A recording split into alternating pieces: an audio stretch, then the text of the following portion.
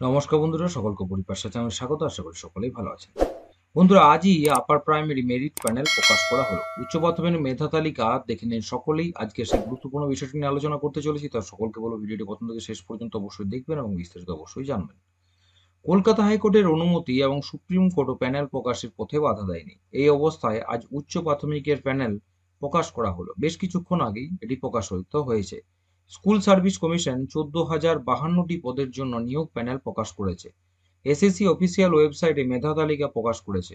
ফলাফল দেখতে অনুগ্রহ করে আমরা যে সাইটটি দেওয়া আছে সেই সাইটে গিয়ে দেখতে পারেন, এবং যে ফাইলগুলি ডাউনলোড করা হয়েছে সেগুলি কিন্তু টেলিগ্রাম চ্যানেল অপুরি পাঠশালা টেলিগ্রাম চ্যানেলে আপলোড করে দিচ্ছি। সেখানে গিয়েও আপনারা ডাউনলোড করে নিতে পারবেন পুরো জিনিসটাই, এবং ওয়েটিং লিস্ট যেটা আছে সেটাও কিন্তু ডাউনলোড করা আছে, সেটাও কিন্তু দিয়ে দিচ্ছি, সেটাও আপনি দেখে নিতে পারবেন, ডাউনলোড করে নিতে পারেন। স্কুল সার্ভিস কমিশন আজ বিকেলে উচ্চ প্রাথমিক প্যানেল প্রকাশ করেছে। বেশ কিছুক্ষণ আগেই প্রকাশ করা হয়েছে। পুজোর মুখে কি এবার তাহলে চাকরি প্রার্থীদের জন্য দরজা খুলবে, সেই আশায় কিন্তু এই প্রকাশের পর সকলের মনেই উঁকি দিতে শুরু করেছে। এর আগে দুবার মেধা তালিকা প্রকাশ করা হলেও দুর্নীতির অভিযোগে তা বাতিল করা হয়। দীর্ঘদিন ধরে এই মামলা চলছে। অবশেষে নিয়োগের অনুমতি দিয়েছে কলকাতা হাইকোর্টের ডিভিশন বেঞ্চ। তবে আদালত বলেছে নতুন মেধা তালিকা প্রকাশ করতে হবে। আদালত বলেছে যে 4 সপ্তাহের মধ্যে মেধা তালিকা প্রকাশ করতে হবে। 4 সপ্তাহের মধ্যে কাউন্সিলিং করে তাকে নিয়োগ দিতে হবে। আদালতের নির্দেশে তৃতীয়বারের মতো তালিকা প্রকাশ করল এসএসসি। কমিশন সূত্রে জানা গিয়েছে যে পুজোর ছুটির আগেই কাউন্সিলিং জানিয়ে দেওয়া হবে।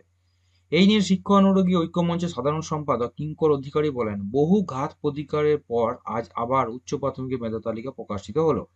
আর যেন কোনো টালবাহানা না হয়, অতি দ্রুত প্রক্রিয়া যেন সম্পন্ন হয়, নিয়োগপত্র পাক প্রত্যেক চাকরি প্রার্থী, সেই নিয়েই কিন্তু তিনি তার মন্তব্য জানিয়েছেন। দীর্ঘদিন ধরে এই প্যানেল কিন্তু ঝুলে রয়েছে, এবং তার ফলে কিন্তু রাজ্যের বহু স্কুল এখন কার্যত শিক্ষকহীন।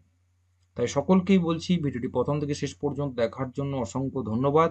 এবং এই যে লিস্টগুলি আছে, যার ফাইলগুলি ডাউনলোড হয়েছে, সেগুলি অপুর ই পাঠশালা টেলিগ্রাম চ্যানেল সেখানে দিয়ে দিচ্ছি। আপনারা সেখানে অবশ্যই যাবেন এবং সেখান থেকে ডাউনলোড করে নিতে পারবেন।